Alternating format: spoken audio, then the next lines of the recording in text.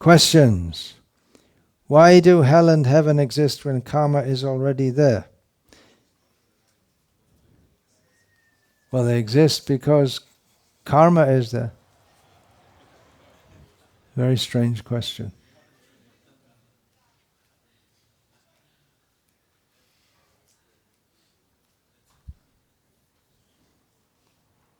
I don't really understand the question.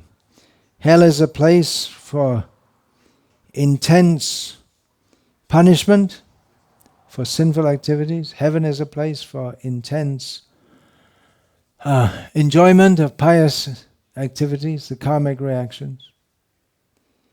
In heaven there is also suffering. In hell there is also enjoyment. The earth is a mixed place. In Zona Kukul Yanavo BB 51. We can see that in the external world of karma there are laws that are applied in society. Why is not this applied in ISKCON? Why is Varnashram Dharma not applied in ISKCON? In the external world of karmas there are laws that are applied in society. Why is this not applied in ISKCON? I don't understand the question. What is the question? That we don't follow the laws of the state in ISKCON? Or that we don't have laws in ISKCON? I'm not sure what the... Who made the question? Who wrote the question?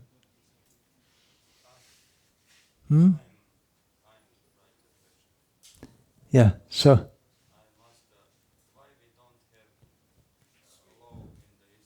Why don't we have laws in ISKCON? Well, there are laws. Yeah, there are laws. So the question is moot.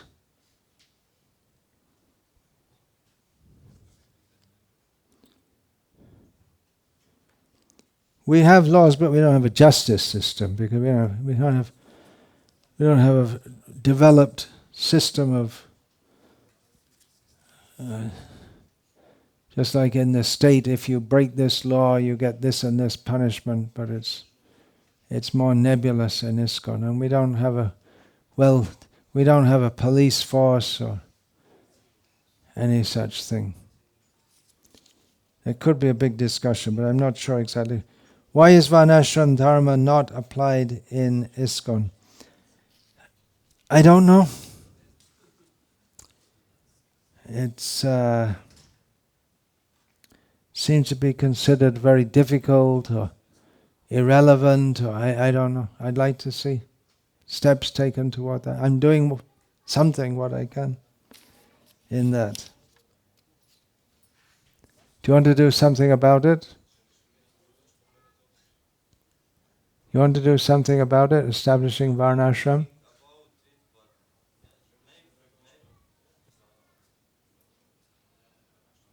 Be part of the solution.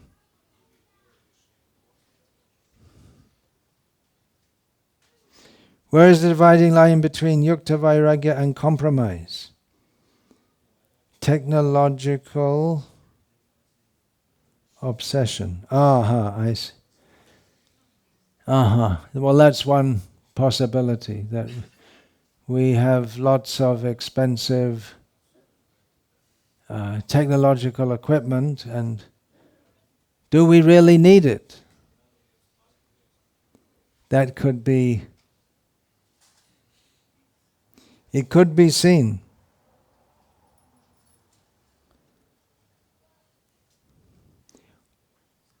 Well, I would say here, phalena pariciyate, see the result. If you spend thousands of euros on a movie which gets 22 YouTube hits, then it's a flop.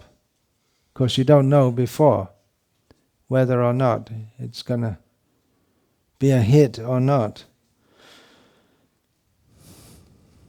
But if it's seen that usage of technology is consistently having the result of transmitting Krishna consciousness via the modern or contemporary media, then we could say, well, it's worth doing it. A lot of preaching nowadays is on the internet, isn't it? We hear, for example, if we have a better camera, laptop, cars, phones, etc., we can preach better. Do we need to maintain IT and else prestige in order to preach better? What happens if we don't want to be up to date? If you don't want to be up to date, go to the farm. And that's also one kind of preaching. If you don't like all this modern stuff, you can go to the other extreme.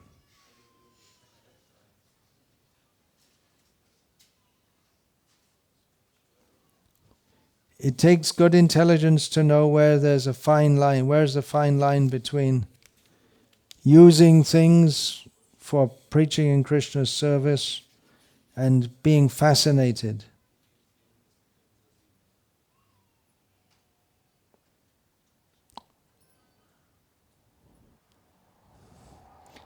Does the wife share the spiritual advancement of her husband if he is displeased with her? Well, if he's spiritually advanced and he's displeased with her, and she accepts that, well, that's part of being a wife, isn't it? That's the Dakshin Swabhav. We were just talking about that. Just like we find in Bhagavad Gita, that Arjuna asked Krishna, please tolerate me as a Piteva Putrasya, as a father tolerates the transgressions of a son. So one who tolerates is they make spiritual advancement. Similarly, we find Krishna himself saying, we find in the 3rd canto in the case of the Kumaras with the 2 doorkeepers, and then we find in the 10th canto with Krishna lecturing his sons after recounting this, or after Nriga had told his story. Krishna says, don't ever be angry at Brahmanas. Even if they're angry with you, you simply tolerate. Even if they're unreasonable. How should we understand numerous instances of humanly impossible figures in Itihasas and Puranas? For example, Shashabindu is said to have 100,000 sons by each of his 10,000 wives. Ugrasena supposedly had billions of gods. And Lord Rama donated, I don't know what the figure is, 10 to the power of 1, 2, 3, 4, 5, 6, 7, 8, 9, 10 cows. Kamis would say that such inconceivable numbers are simply cases of poetic embellishment which is commonly used in mythical stories. We don't understand very much. We're tiny little beings on a tiny little planet in a huge universe in the worst of ages in which the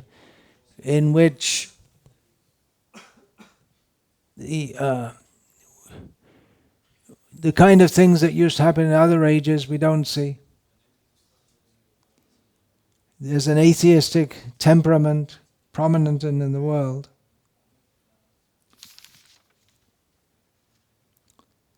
So understand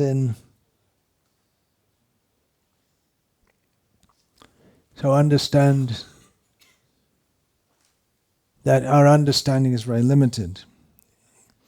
Question to myself, you're often strict in expecting from disciples to wear dhotis, kurtas, saris, etc. On the other hand, we can see from Prabhupada's teachings that he was often preaching quite differently, even dismissing the importance of these, as we can see from such a huge body of his statements. Why are you not including that component of Srila Prabhupada's teachings in your own preaching if the idea is to adhere strictly to his teachings in its entirety. For devotees in temples, Srila Prabhupada wanted to establish a class of brahmanas. As I understand it, the temples were for very strict standards. The temples are meant for that. Rising early, following all the rules and regulations. There's a dress code also. It wasn't that ordinarily devotees could come before the deities or before Srila Prabhupada in their work clothes. If they wore other clothes for working, it was considered improper. So, of course, a huge body of his statements, I'm not so sure, but Srila Prabhupada would often say that you several times said you can be Krishna conscious in coat and pants. But ordinarily for the devotee community, when we're together as devotees, there is a standard dress code. So that's why I'm stressing on it, because there's so much under-stressing or anti-stressing of it. For instance, at these Shravan Kirtan camps, we want to create a certain kind of atmosphere, and there's a certain kind of consciousness comes with a certain kind of dress, as Srila Prabhupada explained. A policeman feels like a policeman and can act as a policeman and is seen by others as a policeman when he's in uniform. So in the same way, if we have the kind of dress that Lord Chaitanya liked, that is favorable for devotional service, and when we're all dressed like that, it creates such an atmosphere. As Bhaktivinoda Thakur says, Gaura Bhagata Priya Desha Dadhana Tilak Tulasi Mala Shobhamana. When speaking about the favorable activities for devotional service, Chaitanya Mahaprabhu's devotees, the way they dress is included. And tilak, having tilak and tulsi mala. So that's why I'm stressing it, as there is so much under-stressing or anti-stressing of this. Of course, I'm not against if devotees in their secular life or whatever, they wear other kinds of clothes. But we have our own dress style. We're different. We're Hare Krishna people. Why is ISKCON not fixing temples, but instead local devotees have to give donations for everything? What do you mean by ISKCON? Are you not ISKCON? How do temples traditionally run on anyway? But donations from the community. You don't want to give donations for fixing up the Zagreb temple, which was recently damaged in a storm? Well, don't if you don't want to. Up to you. If you want to engage your money elsewhere, that's up to you. No one's forcing you, but it's an opportunity to do service. What are the conditions to become your disciple? Please see my website. That's an easy one. And then you just go to the website and see it. Okay, I saw it. Now I can become your disciple. Read what's on my website. And you'll find out. Why doesn't Krishna want us to be happy without him? He can do anything he wants. As far as I know, we expressed our desire to be happy without him. If he wanted, he could have created a world for us without suffering, disease, death. But why doesn't he do that? Well, he does in one sense. Inasmuch as he creates an illusion of that. Ontologically, we are meant for being with Krishna. We cannot be separate from Krishna. Krishna means all happiness and all love. When we turn away from Him, He gives us the opportunity to imagine we can be happy without Him, and even we think we are happy without Him. But because of that envy of Krishna, when we turn away from Him, that envy radiates to all other living beings. And then we do bad things to others. And then we have to suffer the reactions of that. So we make our own suffering. Krishna doesn't make it. Purusha sukha dukhanam bhoktritve hetu ruchyate. We make our own happiness in the material world by performing pious activities, and we make our own suffering. Krishna gives us independence. He gives us an illusion of happiness. But we cannot be properly happy without Him. We know farm projects, trying to establish varnashram. Then there are individuals who move from farm projects to do the same. Can varnashram dharma be served by this individual efforts, or can it only be done by centralized authoritative system? Can this individual, quite independent farmers, devotees serve Srila Prabhupada's varnashram mission in any way at the same time not being part of a society of farm projects? How? Well, varnashram means cooperation, which means more than individuals. So if we want to establish varnashram, then we have to work with many others, which is also the Sankirtan movement. Bahubhya militva yat kirtanam iti sankirtanam. When many come together to chant, that kirtan is called sankirtan, coming together. So it has to be a group effort. And in a group effort, when there are many people, there have to be authorities. You can't avoid that. You're talking about varnashram, then there are authorities. There are brahmanas are authorities, and kshatriyas are authorities. So if you want varnashram without an authoritative system, that's called asuric varnashram, demoniac varnashram. You don't want to do it according to Krishna's idea. What other books than directly Srila Prabhupada's books are good for mass book distribution? You're asking my opinion.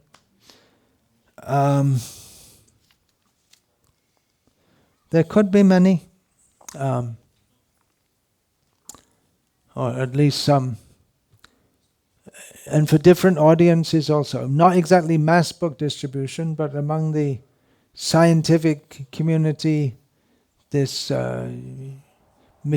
hidden history of the human race would be very good.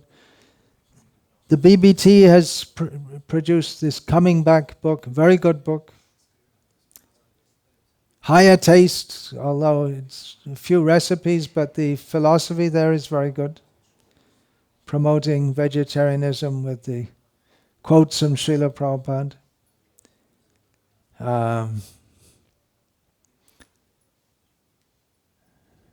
Some books, Sahotra, what Maharaj, that book particularly, Dimensions of Good and Evil. That I found that very, very readable, very good book. Especially in India, Ramayana, editions of Ramayana could be distributed. Any other suggestions? Scientific basis of Krishna consciousness. Srila Prabhupada specifically wanted that to be widely distributed. He had it printed by the BBT. Readings in Vedic literature. Prabhupada commissioned that book. That again, that's especially for a university audience. Cookbooks.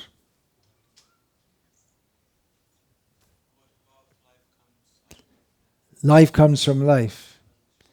Well, that's a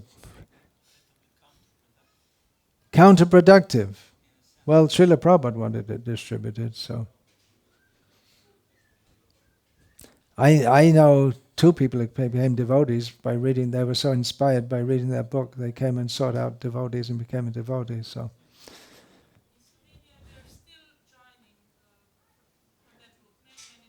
Many devotees joined from reading that book. Life Comes from Life is a curious book because if you go back to the original transcripts of the lectures, it doesn't really fit with what's in the book Life Comes from Life. It's edited almost to the point of a total rewrite, but it's Prabhupada's philosophy, no doubt. But that point is there. Yeah, it makes devotees. So counterproductive. What do you mean counterproductive? It offends scientists. Yeah, well, they need to be offended. They deserve it. Kick in their face with boots. Come on, which world are you living in? I mean, there are literally hundreds and thousands of people all over the world who, especially the more educated and informed people, who are extremely distrustful of scientists. Like Rishabha, for instance. Right? What's he called? Scamdemic. Distrustful of all kinds of authorities. Who trusts the pharmaceutical companies? There are many people don't believe in that they went to the moon. Maybe Srila Prabhupada was the first one to call it out. There are many people don't believe it. What else? There's so many things. There's a high level of distrust of scientists. So if you don't want anyone to be offended, then don't distribute Prabhupada's books. Just make a few YouTube videos with smiling and holding a rose. And love, peace, compassion, empathy, and no Krishna, and no philosophy, and you'll be completely ignored, because there are already thousands of people out there doing it.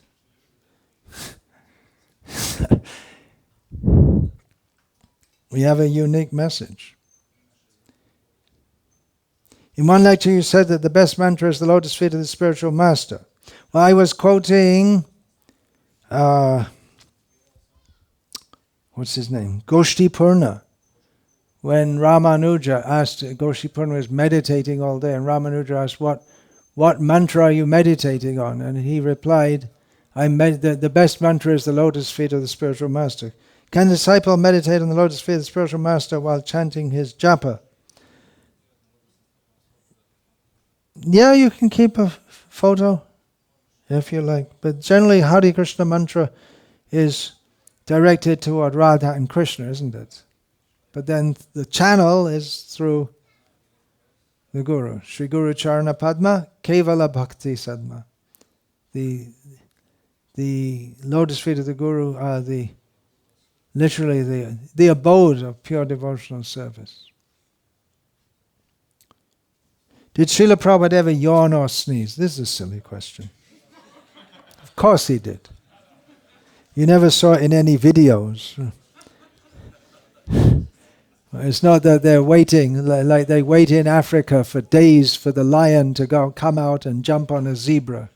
So someone's waiting for days for Srila Prabhupada to yawn. And then they make a...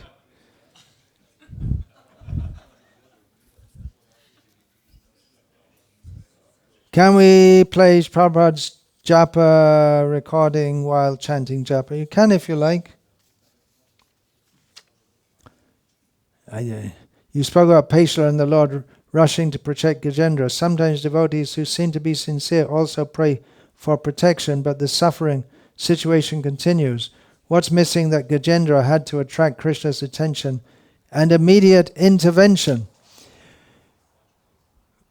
Gajendra was a great devotee in his previous life. Krishna interacts with different devotees in different ways according to their need. There are instances of great devotees suffering tremendously over a prolonged period. The Pandavas, Prahlad, Harish Chandra. Maybe you don't know so much about Harish Chandra. This story is heartrending. Quarrel between two gurus, turned out that one disciple had to suffer in the most horrible way. He's a forefather of Lord Rama. So it's, yes, Krishna deals with different individuals in different ways. Bhishma, we find in Bhagavatam. Bhishma is saying, well, how is it that the Pandavas had to suffer so much when they're so pious and Krishna is personally their friend? And he said that simply the plan of the Lord is, what's the word that is used? It's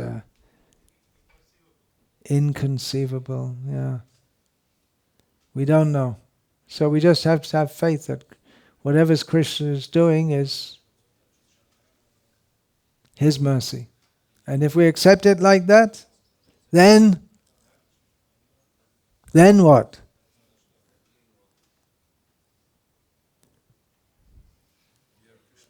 Tattenu kampan susamikshamano bhunjana evatma kritang vipakam hridvagva prubhya vidatan namaste jiveta yo mukti pade sadaya bhak.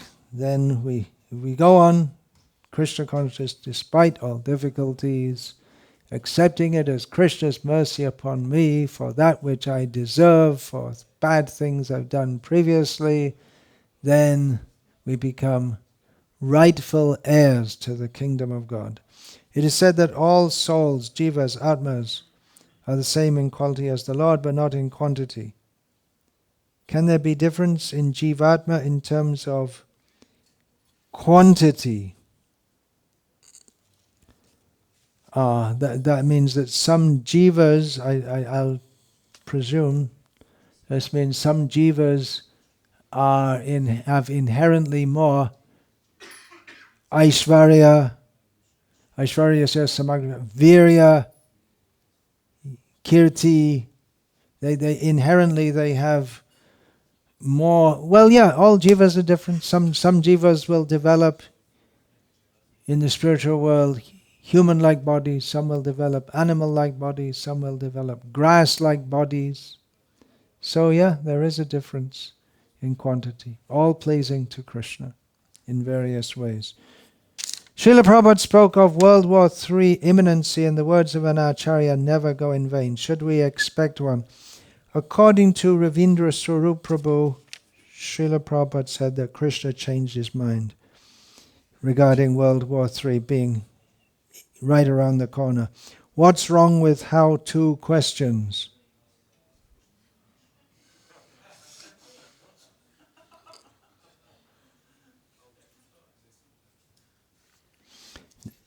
How-to question, well, the answer is already there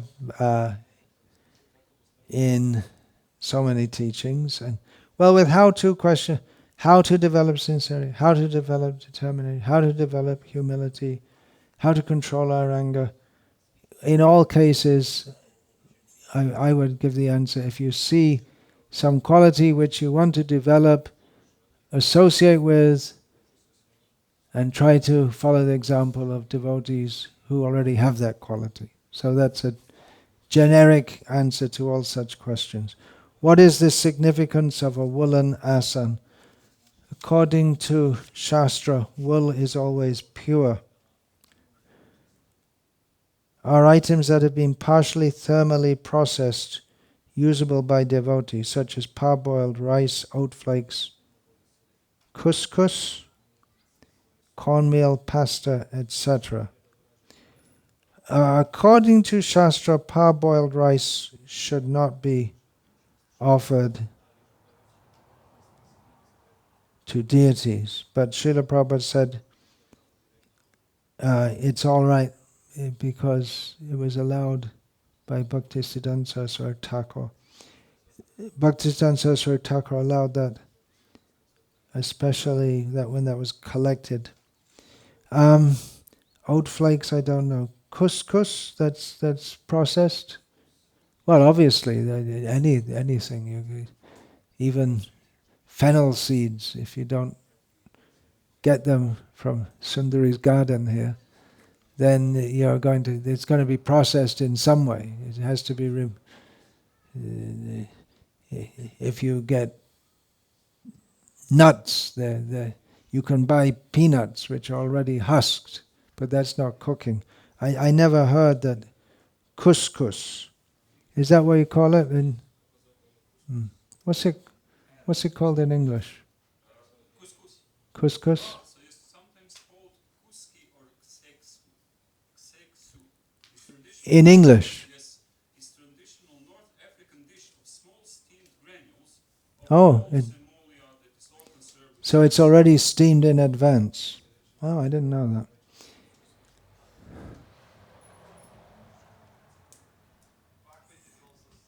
It's also pre-processed.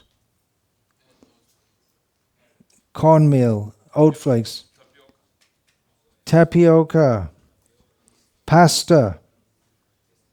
Better we do everything ourselves. In the meantime, we may have to make some adjustment to modern society. That's a general answer. I was unaware of all these things. Oat flakes are already half cooked in advance.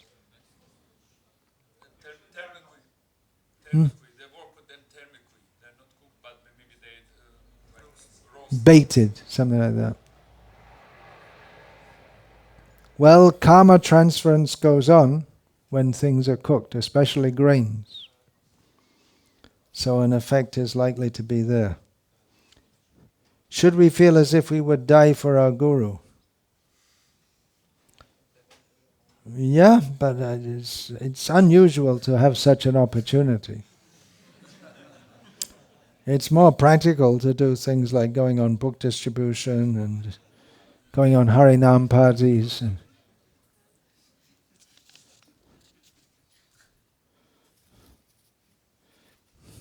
How do you feel when your brahmachari disciple becomes a grihasta?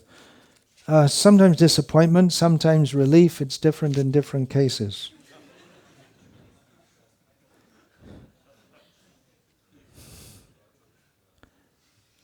How to get rid of enviousness when it is already there is again how to. Cheto darpa, enviousness means dirtiness of the heart.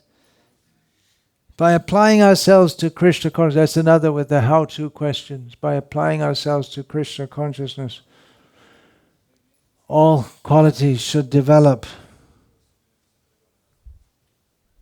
So I'm just doing briefly here because I don't have much time here. How important is it for devotees that they accept only Krishna prasad and not other food? We can see that devotees nowadays are not so strict than before. How important it is. Bishoyer onna kaile molin hoy mon molin hoyle nahe Krishna smaran. Chaitanya Mahaprabhu said if we eat the food of materialistic people, then the mind becomes dirty, and in a dirty mind we cannot remember Krishna. So it's important. Now he's going on Purushottam Mass and is more powerful than Kartik. Can you please tell us something about it? Well, look on the internet. I gave a whole lecture on it last time. There was Purushottam. So yeah, it's an opportunity to 1,000 times more than in Kartik. You're chanting.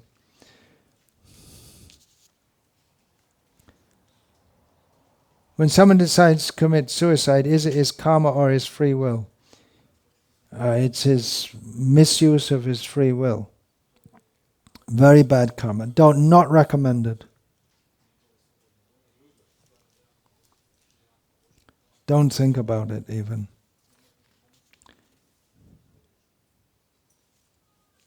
Question for myself regarding Bhakti Vidya Purna Swami. Seeing the good in Bhakti Vidya Purna Swami.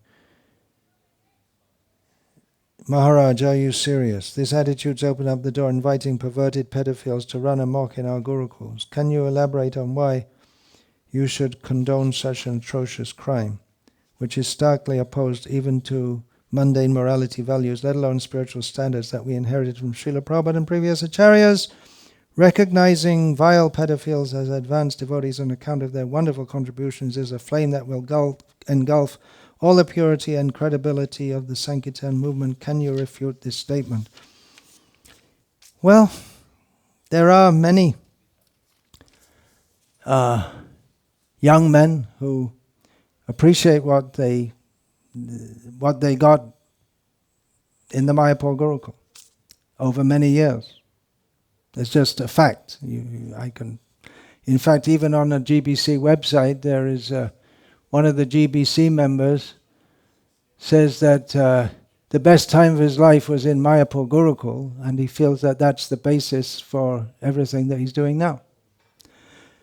So it's just pointing out, and again, I'm going to be pilloried for this, no doubt, but there is a good side also. It doesn't mean that I'm saying that you can do good and do bad also. But people are maybe more complex than we see. We see people as being totally only demons. But it may not be. How can we protect our gurukuls from child abuse? Big question. First of all, we have to have gurukuls. It has to be stringent. One way is to not have gurukuls, but that's not what Srila Prabhupada wanted. How do we protect my gurukuls from child abuse? Yeah, well, there's so much discussion, so many systems. What is the present situation of Mayapur Gurukul? As far as I know, it's closed down and it's been converted to a day school. I don't know exactly what the present situation is, so I won't attempt to answer. Don't you think it's high time we made a revolution and proclaimed to our worldwide disobedience to the ISKCON leadership that has brazenly conspired against Srila Prabhupada? Why are we idly watching how Srila Prabhupada's legacy is being obliterated before our very eyes? Why are you using adulterated books instead of the original books authorized by Srila Prabhupada? Yeah, make a revolution. Go out. Do Harinam. Join with your spiritual potency. Make a spiritual alternative to others, to the wickedness that's going on. Why are we idly watching? Why are you idly watching? Why are you idly watching? You say we, why are you? We includes you. Why are you using adulterated books instead of the original books authored by Srila Prabhupada? Well, for those who say that, I would like to do a test sometime. That's another one. I'd like to do a test that you read some passage where there's some edit from the Bhagavad Gita, 1972 edition, the present edition, and can you say which one is which if they're so badly adulterated? Could you say which is which? Can you point out where the philosophy has been changed and wrong? And if so, let's rectify it.